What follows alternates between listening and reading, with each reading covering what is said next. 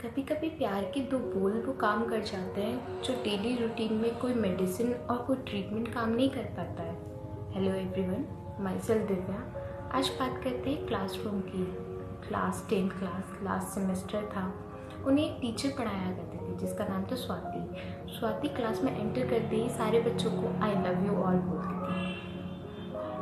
ये टीचर की एक स्पेशल क्वालिटी थी जो सारे बच्चों को इक्वली ट्रीट करती थी, अच्छे से ट्रीट करती थी। बट वो कहीं ना कहीं वो खुद भी जानती थी कि सारे बच्चों को वो एक जैसा नहीं समझती है। उनमें से एक था सौरभ, जिसे वो बिल्कुल अच्छा नहीं समझती थी क्योंकि सौरभ पढ़ाई में बिल्कुल भी अच्छा नहीं था, बिल्कुल भी अटेंटिव होकर क्लासेस सेशंस अटेंड नहीं करता था।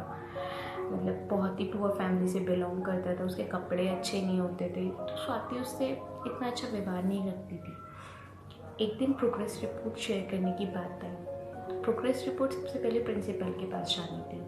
प्रिंसिपल के पास जब प्रोग्रेस रिपोर्ट गई, सारे प्रोग्रेस रिपोर्ट्स में सबके बच्चों की प्रोग्रेस रिपोर्ट में बहुत कुछ अच्छा लिखा था, सिर्फ एक सौरभ की रिपोर्ट को छोड़ के। तो प्रिंसिपल ने उससे पूछा कि इस प्रोग्रेस रिपोर्ट में तो कुछ भी अच्छा नहीं है। तो स्वाति ने बड़े इजी वे में आंसर दिया, उस बच्चे में कुछ अच्छा है ही नहीं जो मैं इस प्रोग्रेस रिपोर्ट में लिखूँ। वो सेशन अटेंड नहीं करता है, वो अटेंटिव होकर नहीं बैठता है, उसके कपड़े अच्छे नहीं हैं, वो किसी भी बात का आंसर नहीं देता है, तो मुझे कुछ अच्छा नहीं लगता उस बच्चे में। तो ये बात प्रिंसिपल को थोड़ी अजीब लगी। नेक्स्ट डे स्वाति के आने से पहले प्यून से कह के प्रिंसिपल ने सौरभ की सारी पुरानी रिपोर्ट्स निकलवाई, प्रोग्रेसिव रिपोर्ट्स, और स्वाति को दी। स्वाति ने जब उसकी प्रोग्रेस रिपोर्ट्स, पहली प्रोग्रेस रिपोर्ट पढ़ी तो देखा उसकी थर्ड क्लास की प्रोग्रेस रिपोर्ट में he scored very well. He scored 98%। Fourth में he scored very well, fifth में, सिक्स्थ में, सेवेंथ में, एट्थ में।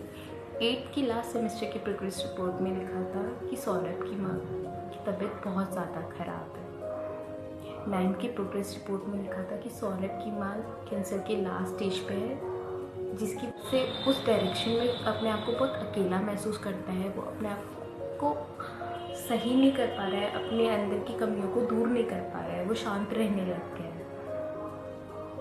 ये देख के स्वाति को थोड़ा सा अचंभा लगा कि दैट्स वाई सौरभ किसी बात का आंसर नहीं देता है। स्वाति क्लासरूम में गई। स्वाति ने सौरभ को बुलाया and then same I love you all पूरी क्लास के सामने कहा। सौरभ से सवाल पूछा, सौरभ ने उस सवाल का आंसर नहीं दिया। स्वाति ने उसको उसका आंसर बताया और उसको रिपीट करने को बोला। सौरभ ने वो चीज़ रिपीट करी। इस बार कोई भी सौरभ पे नहीं हंसा था, ना स्वाति ना क्लास के बच्चे। अब ये सब डेली चलता रहा। सौरभ में इम्प्रूवमेंट दिखने लगी। जो सौरभ अकेला रहता था अब वो क्लास में मिलजुल रहा था, सबसे बात करने लग गया था, थोड़ा अटेंटिव होने लग गया था। 10th ख़त्म हो गई। लास्ट में फेयरवेल पार्टी थी। सारे स्टूडेंट्स ने अपने टीचर को कुछ कुछ गिफ्ट्स दिए। एक गिफ्ट था जो कि बहुत ही गंदे से रैप हुआ था। सब बच्चों को पता चल गया था ये सौरभ का गिफ्ट है। जब उस टीचर ने उस गिफ्ट को खोल के देखा तो उसमें एक बैंगल था जिसमें से बहुत सारे स्टोन्स निकले हुए थे और एक इत्र की बोतल थी जो आधी खाली थी। सौरभ ने आंसर दिया, मुझे आप में से मेरी माँ की महक आती है, इसलिए मैं आपके लिए एक तोहफा लेके आया। आप इस बात को सोचिए कि हमारे आसपास भी कहीं कोई सौरभ तो नहीं है जो इस डायरेक्शन में जा रहा है, जो बिल्कुल अंधकार के डायरेक्शन में जा रहा है।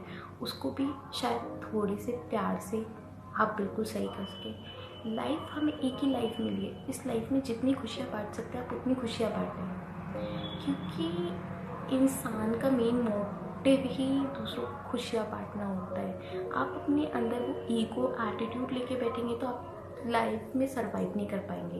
लाइफ में सरवाइव करने के लिए दूसरों को खुशियाँ देना ज़रूरी है, और खुशियाँ बांटने से बढ़ती हैं, कम नहीं होती। इसलिए पॉजिटिविटी और हैप्पीनेस बांट।